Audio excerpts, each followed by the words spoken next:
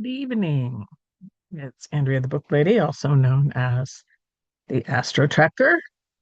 And I think I want to talk a little bit about Trump tonight because I've been looking at his chart with a few other people.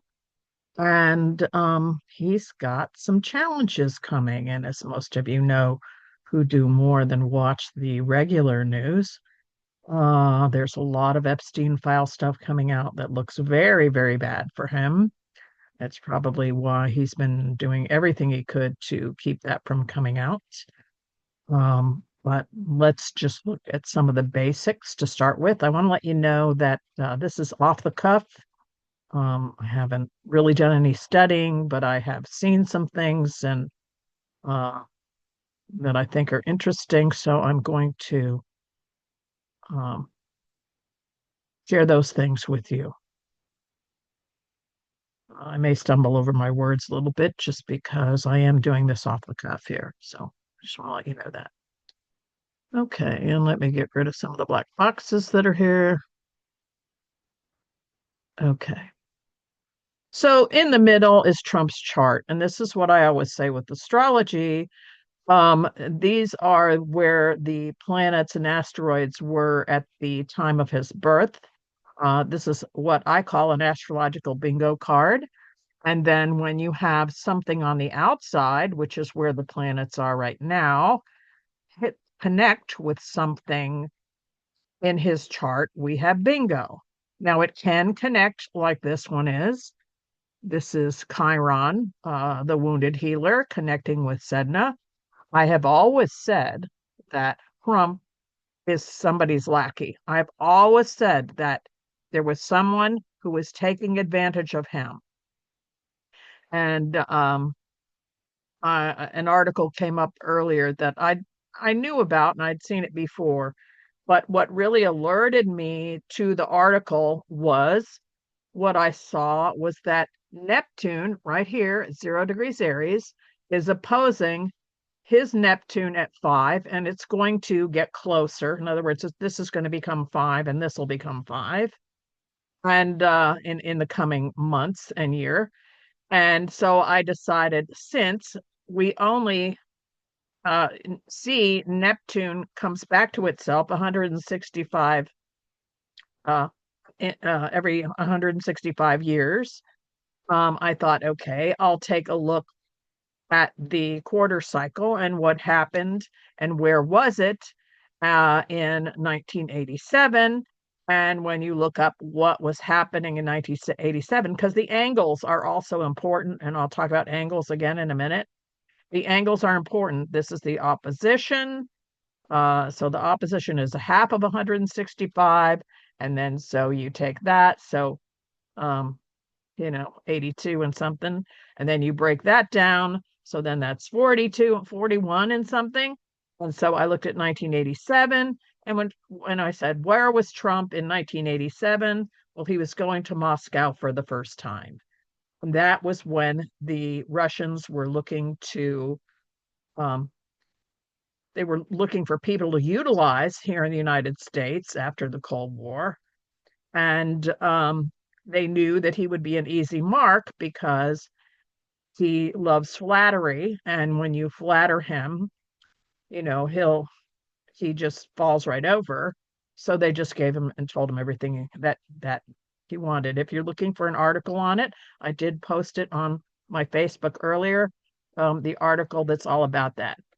So anyway, I was like, oh, well, isn't that interesting? So what we have is now something that is going to come to fruition that has to do with him having been um, gone to Moscow the first time to be recruited. He didn't know he was going to be recruited.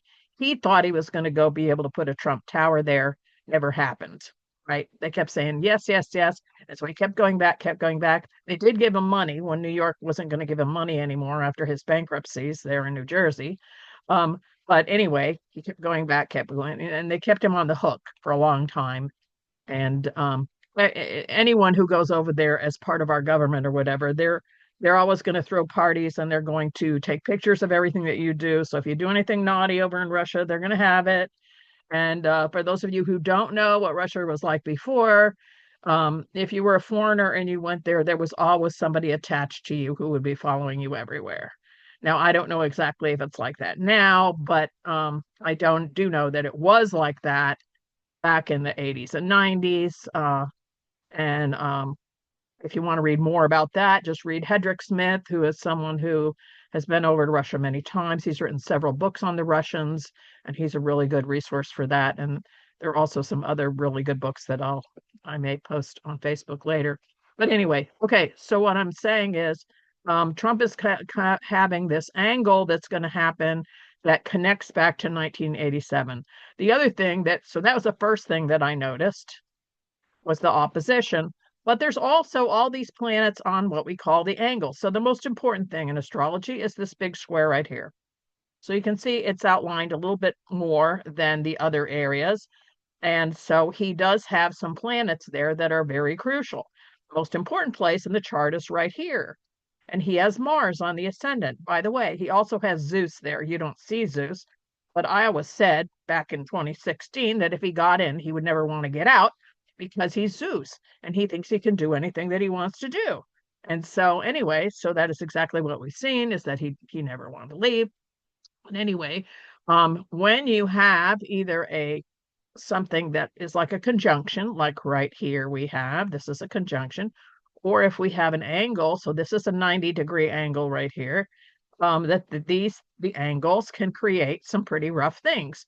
And this is the most important place in this chart. It's in Leo, by the way, it's in Leo. And so what we have is Uranus squaring his sun. Over here, this little thing looks like a circle with an X in it. This is actually the part of fortune. Um, I am one of those that believes the part of fortune really is your health. It's actually in a health area of the chart, even though the whole chart really is your health. But bottom line, your health is your wealth, everyone. Part of fortune is really about your health. And so the first thing that's happening probably now this weekend, he's getting advice about his health. And it's going to make him very emotional. How do I know that? Because Venus is going by there too.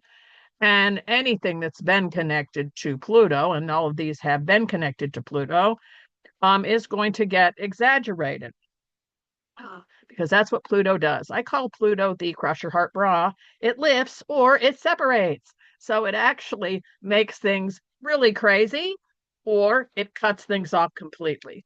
So for those of us who have been unable to do anything for the last week, that is Mars and Pluto together right here because Mars is action. Pluto is, it'll lift things up or it top things off. So what is Mars action? We were not able to do anything because of the snowstorm, right? Other places that don't have snow, and by the way, even Minnesota doesn't even care. They're actually ramping stuff up. I heard San Francisco did it too. A lot of places that don't have the terrible weather actually went into hyperdrive. And so this is a lot of action or zero action. So that's how Pluto works. So what it's been doing is ramping up how we feel about ourselves, ramping up our emotional energy, because that's what Venus is. Venus isn't necessarily love. It typically is an emotional expression or it's a form of communication that's emotional. I would definitely say that's true. We got Mercury that is communication, just flat communication, and all in Aquarius, which Aquarius is the sign of revolution. And as I said before, Pluto in Aquarius is bringing us back to our original revolution that was 250 years ago that started off in Capricorn and now it's in Aquarius, and Aquarius is the sign of revolution. So, by the way, his body's probably having a revolution right now, and he's probably getting some messages that he doesn't like. I've heard that he is being pretty emotional, and so these things are going to run across this. Is his part of fortune, which, as I said, is his health. Um, so the other thing that's really important is this Uranus up here. Uranus is chaotic. It's erratic, it's chaotic. And right now it's in an earth sign, which is Taurus, and that is banking, and that is also in it's earth. So this creates an earthquake. And it's in the second most important place in his chart, which has to do with his career. Okay. So this is about an earthquake. It can also be an earthquake in banks, and I did hear that yesterday. Um, uh, uh, there was a closure of a bank. Also, yesterday the silver and gold markets fell, which that hardly ever happens. And I guess silver was pretty significant.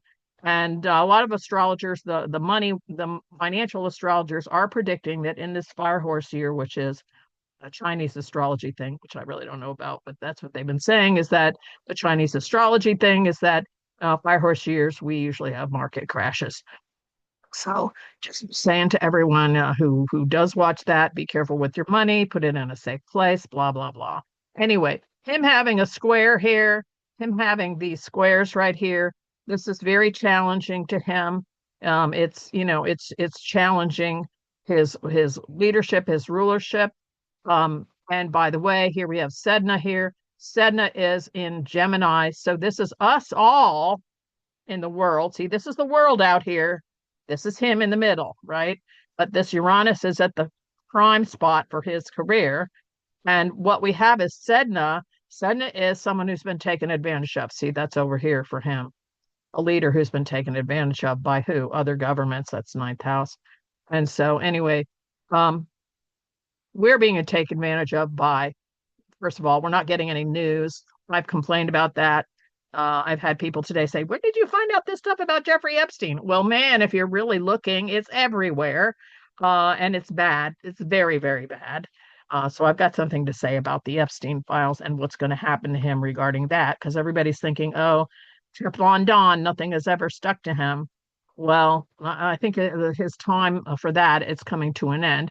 But anyway, we're also being taken advantage of by AI. We're going to go into the elections with, we're not going to know if some of the things that are out there are real people who are talking or if they are AI talking. There are ways to tell, but I know most people don't investigate those things because most people don't even investigate the news. So sad to say, but that seems to be the case. Anyway, okay, this is not good for him because this is going to give an upset to him as who? Teflon Don, the leader, and Zeus is going to have a little bit of a shakeup, and it probably will start with health. So I'll say that. Um, this Chiron, him being taken advantage of, that's been going on for a long time. Um, and so as we go further into the year, let's see, do I want to do weeks or years? I'm just months. I'm going to do months because I don't want to be on here forever. I do have to say that some of those loved ones are going to be like, oh man, I don't know what's going on and what's going to happen to our money flow if something happens and blah, blah, blah. His partnerships may kind of flake out on him. Why? He's got Pisces already in the seventh house. The only way he can really hold on to people is to threaten them and blackmail them. And he's learned well from Putin because that's what they do.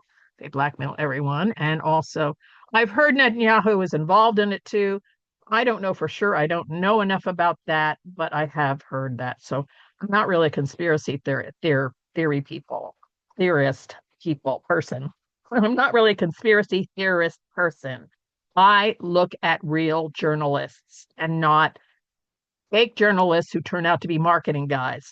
And that's really what conspiracy theorists end up being. And Trump, people like Trump who repeat lies. What they've learned is, and he learned from one of the best marketers in the world. If you want to know about more about that, that can be another day. We talk about that. But and so what he learned also, and even Goebbels said that just repeat it, repeat it, repeat the lie, repeat the lie, repeat the lie. People will believe you. Anyway, it looks to me like some rough stuff is coming also in his relationship because this Jupiter and his family is going to hit this Saturn and Venus here. And Cancer does like to stay married. So he does have that. So even if he's a cheater, that doesn't mean anything. He does like to stay married. But I think most people know that Melania has made an agreement to only be with them. And they keep renegotiating that she doesn't really want to be with him. And she's had other boyfriends and he's had other girlfriends and all that. But it looks like to me that it really is going to be coming to an end here. Maybe because they're seeing the forest for the trees with the Epstein thing really coming out. Maybe they're worried about going to jail finally. So there are going to be some people who are going to, this looks like a freeing, or typically Jupiter can bring a divorce to what?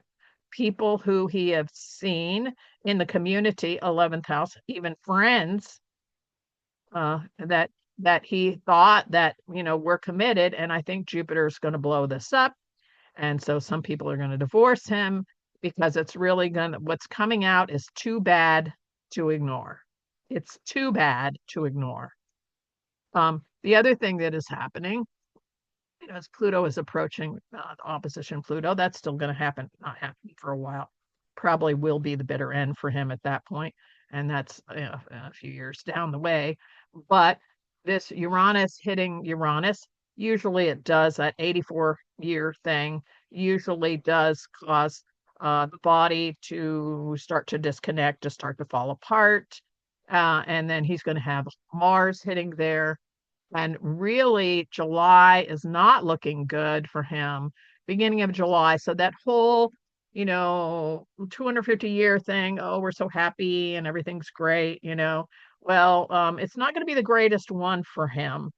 And we're all, I hope that we're all not all snowed. I mean, we got Sedna in there. So we're going to be thinking twice though. We'll be taken advantage of. We'll say, okay, we already did it. And then we're going to be like, oh, we'll think that was such a good idea. And the story of Sedna is that she says yes to something and then she says no, and then she pays the price for having said no, but in the end, by the way, she marries the Seal King. So it is a happy ever after story in the end. I want all of you to understand that. So even if we realize that we have been taken advantage of, now the last time Mars hit Uranus, we had that fake assassination attempt on him. For those of you who think it's real, you just need to go back and investigate that more closely. Wonder why he doesn't talk about it all the time, because I'm gonna tell you, if it was real, he'd be talking about it all the time, and he's not. But that's not all. I mean, that's another story, another thing I would ask you guys to investigate. But there are pictures of the whole thing being arranged ahead of time. And so anyway, that's the last thing that happened when Mars hit Uranus the last time. So 2.5 years.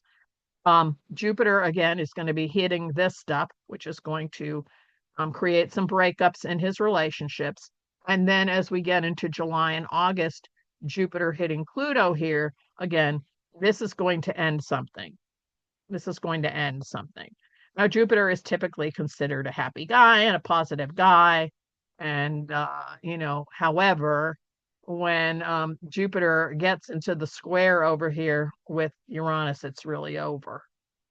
And Mars is really going to have him um, raging against the machine. He's really going to be pulling some stuff. Again, Mars on Uranus. By the way, just to let you know, he is the great disruptor. How? By communication. So it's not a surprise that he has been so good at what he's done, which is repeating lies, repeating lies, repeating lies, and also projecting all the bad things he does onto everybody else. That is exactly what he was here to do. North Node is that his life purpose is to come in and disrupt everything. That's what he's here for. So it's to wake us up. Maybe we'll put down our beer, that hold your beer. Maybe we're going to go hold our beer, and maybe we will turn off the football for a minute and actually do something to stop this stuff. I mean, what could be worse than men in government, and also not just that, men at the top with lots of money harming kids, molesting and physically harming children? What could be worse, people? And it's getting proven. So anyway, he's going to be mad. He's going to be raging against the machine. We are going into pre-election time there, in July and August, and it looks like something is not good. This could be a toppling. I mean, it won't be a complete toppling. It won't be. Maybe he gets impeached. So it won't be complete. I don't think it'll be complete until Pluto moves up here, or until Jupiter moves into the square with Uranus. And let's see when that takes place. It won't be until next year. Well, this is pretty bad right here, though. October, November. Okay, so let's talk about October, November. October, November, we have Venus, which is going to be going um, from Libra into Scorpio, and then it's going to retrograde. It may be earlier. Yeah, it's earlier. Okay. So it's actually in October. It retrogrades and it goes back into it goes into Scorpio and then it backs up into Libra. So again, this is going to be about Venus. It's going to be about Libra as the law. It's going to be hitting Jupiter, a very wide orb. So it's going to be about the law. It's going to be about sex. Scorpio is about sex. So I want you to remember what happened when Clinton was in. When Clinton was in, we had some major planets that were in Scorpio, and you turn on the television every day, and it was Clinton and Monica Lewinsky on the news every day on the television all about sex. And at first he was like, no, I didn't have sex with that woman, blah, blah, blah, all that denial stuff. And then some of the planets moved into Sag. Well, Sag airs all our laundry, it airs all our dirty laundry. So, what I'm looking at is that there's going to be some lawsuits, there's going to be some sex talk in October and November. And then when Venus finally gets through and gets into Sag, we're going to probably hear a lot more.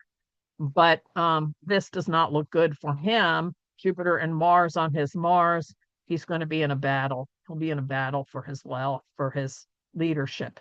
He'll be in a battle for leadership in October, November. And I will do a look at the elections at another time. But when I saw this Neptune opposing Neptune, and I wanted to know, okay, I know, something happened at the halfway point. When I saw that it was 1987, the first time that he went to Moscow, that made me think, okay, if that's the beginning of him in Russia, then maybe this is the end. And so it's not looking good for him. And maybe he actually goes to Russia. Maybe he does an Edward Snowden and he goes off to Russia and, you know, bye. That's all I have to say. We'll all be saying bye.